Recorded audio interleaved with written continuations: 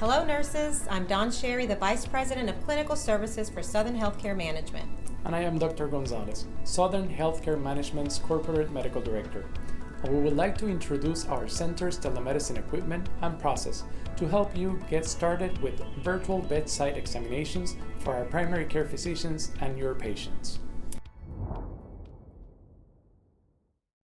That's right, Dr. Gonzalez. With a few easy steps, we will help you better understand what to do when you identify changes in condition with your patients, communicate your concerns with the primary care physician, and walk you through the setup process of the telemedicine kiosk and diagnostic tools, allowing the PCP to connect to the kiosk and following up with the new physician's orders in point-click care.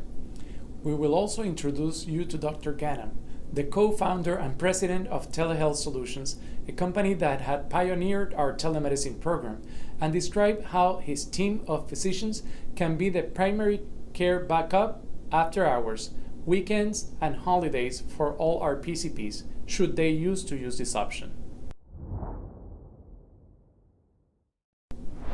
Early communication with the primary care physician can help minimize or avoid rehospitalizations that are unnecessary and stressful visits to the emergency departments.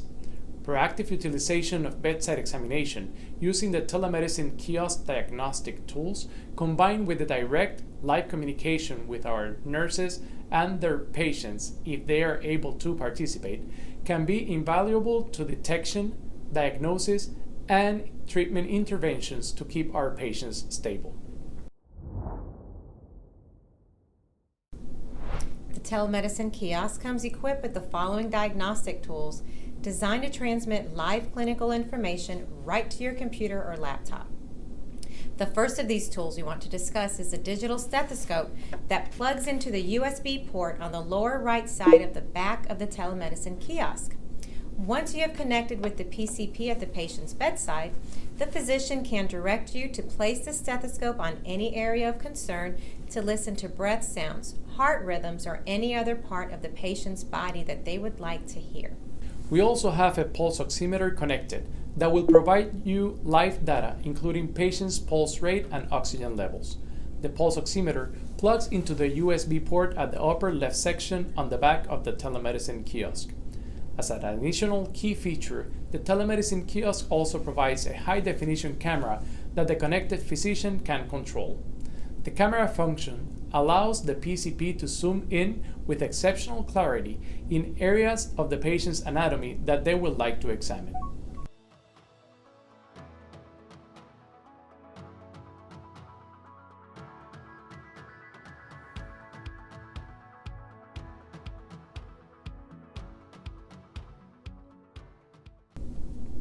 This camera feature will also allow clinicians to view skin abnormalities and changes, wound beds, dressings, or other areas on the patient where a clear picture of the patient's condition is necessary to provide a diagnosis and treatment as a part of our initial clinical assessment process with our contracted wound care teams. When the initial examination is complete, the primary care physician can now make informed physician notes directly into point-click care, including medication and treatment orders for the center's nursing team to implement. As an added benefit, because you have Omnicells in your centers, which include many medications and IVs that can be administered quickly without waiting for a pharmacy delivery, please remind the PCP that we may have a medication stored in the Omnicell so that we can administer it quickly if needed. Early intervention can make a positive impact in the treatment plan for our residents. Our goal with telemedicine is to use it often as an early intervention to help keep your residents stable and safe.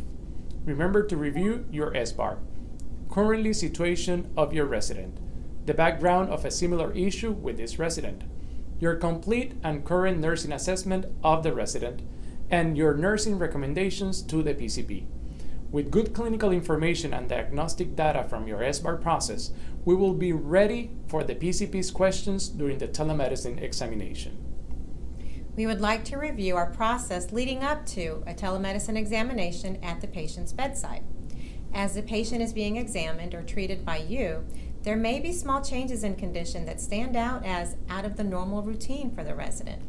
If warranted, you would then place a call to the PCP and share your findings, and if required, the primary care physician or clinician would direct you to bring the telemedicine kiosk to the patient's bedside to start an examination. Once the PCP gives the directive to start the telemedicine process, you will retrieve the telemedicine kiosk and transport it into the patient's room. Set up for the diagnostic tools and turn on the unit. The kiosk's main power button is located at the top left of the monitor. When the telemedicine kiosk is in standby, contact the PCP to have them launch their Telehealth Solutions application, and when prompted on the kiosk screen, double-click the touch screen to allow them access to the kiosk and diagnostic tools. During the examination, live two-way communication between yourself and the physician will enable the PCP to ask questions, see focus areas of their concern, listen to the chest, stomach, or bowel sounds, and view pulse oximetry levels. The physician can also view the patient's point-click care current orders and treatments, along with clinical notes, while completing the live bedside examination. When the bedside examination is completed, to the primary care physician's satisfaction, new orders can be entered with your physician's notes, and the center can treat the patient and continue to monitor their progress. While we understand that not all telemedicine examinations will result in no rehospitalization, our hope is by working together proactively, we will minimize and significantly reduce the risk of an unnecessary emergency department visit. After the bedside examination is over, your follow-up call with the PCP will confirm new treatments, medication changes, or additional prescribed interventions. However, some bedside examinations may result in the patient being transported to an acute care setting either through 911 or a direct admission orchestrated by the physician. The more we use the telemedicine kiosk and follow our process, the better we will become at using this new clinical intervention. Please disinfect the telemedicine kiosk and diagnostic tools according to your center-specific protocol. When complete, return the kiosk to the designated storage area in your center, and remember to always plug it in so that the next telemedicine episode starts with a fully charged kiosk. That's right, Dawn.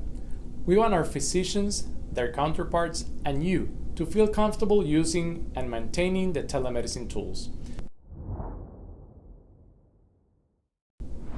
We would now like to introduce you to Dr. Ghannam, who will provide additional information about the many uses of the telemedicine kiosk. Hello, I'm Dr. Ghannam, co-founder and president of Telehealth Solution. I want to thank you today for watching and learning a little bit more about telehealth and the opportunity that has now been presented to your center. So when you put out a page, if it is a matter that we feel both together that we should lay eyes on the patient, well, to lay eyes on the patient in essence is very easy. You would in essence grab this cart, position it at the patient's bedside, and then once you've positioned that cart, all you would do is there is an icon right here that says Agnes Portal. You would double tap it once, and now you are sitting in a lobby in essence waiting for that provider to log in. So once that provider logs in, he or she then in essence will call you, and you would simply hit the accept button. Then as the provider, they can steer that clinical conversation with the patient. And then when your encounter is finished, you would simply hit leave the session, and you close the browser, and then you take this cart back to wherever it is being stored and plug it back in, and then it is ready again for the next session for those who need for us to assess a patient. So from a clinical workflow perspective, the way that this works is very simple. On every nursing station computer should be an icon that says Telehealth Solution. That is in essence a paging icon that allows for you to page us out with any concerns that you have. When you page us out, you should expect a callback within 3 to 5 minutes of us calling your center and connecting with you to see what your clinical concern is. That clinical concern can be a lab, it can be a medication, or it can be even a serious matter where your patient's having a fever and confusion.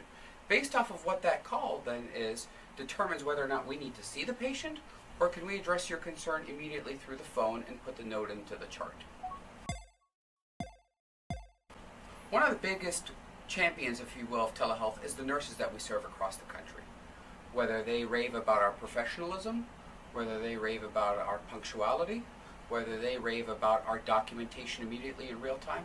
One of the things that you will see when we're working here together is the fact that we're here to make your work as a nurse more streamlined and more efficient. Thank you, Dr. Ghannam, for that insight. I'm sure we can all agree that there are many benefits to using telehealth bedside examinations. We look forward to your involvement as we continue meeting the clinical and psychosocial needs of our patients. Our commitment to the care and treatment of the patients is a paramount focus for all Southern Healthcare Management Centers in Florida, Georgia, and North Carolina. We are so thankful for your partnership and dedication to providing quality care and services. For more information, please contact your center's administrator or director of nursing.